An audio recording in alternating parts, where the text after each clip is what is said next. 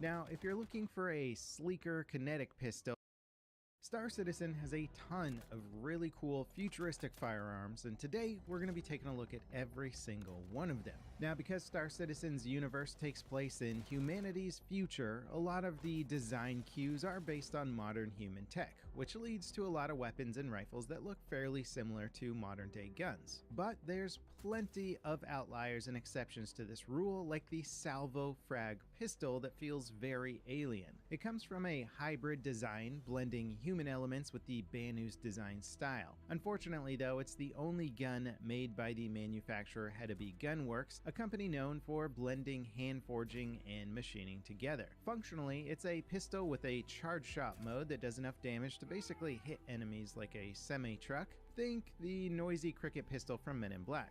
It's a powerful and somewhat versatile firearm, but the aesthetic aspects of it are where this gun really shines. It's an elegant and complex design with beautiful curves, clean details, and a broken reload animation at the moment. Now, taking a look at a totally different sidearm, the Uberev is manufactured by Lightning Bolt Co., and as their name implies, this thing shoots electrons, aka lightning bolts. The Uberev's design has this kind of pseudo-Soviet Fallout look to it that fits Star Citizen's sci-fi setting really well, without being totally alien like the Salvo. The pistol has a battery-style magazine and really cool visible internals. They're easy to miss, but if you look closely, there's a whole assembly constantly spinning inside the gun that actuates when you fire.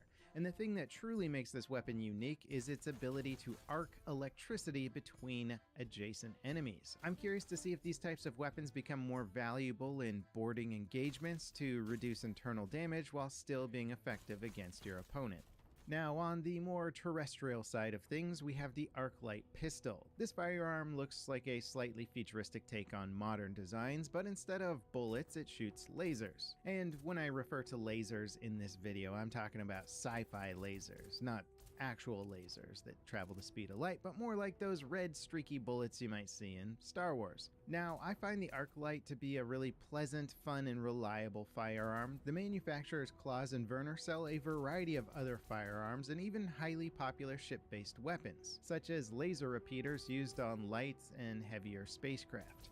Now, one of the bigger weapon makers in the verse is Bearing, and their S38 pistol is a 10mm traditional kinetic gun that looks like something you might find at a gun shop today. It's a classic no-frills design that shoots regular old bullets and also packs a pretty nice punch. Bearing is a name that you're going to hear a lot when weapon shopping because, well, they make everything from pistols and assault rifles to railguns and even capital class turrets. Now, if you're looking for a sleeker kinetic pistol, the LH86 by Gemini is probably a good fit. Again, it's a futuristic take on the current day designs with a bit of sci-fi flair. Gemini is also one of the other major manufacturers in Star Citizen, producing several personal weapons in a variety of classes. You'll know it's a Gemini gun by their distinctive blue circular ring on the side of the weapon. All of their designs are sleek and clean with lots of interesting mechanical bits.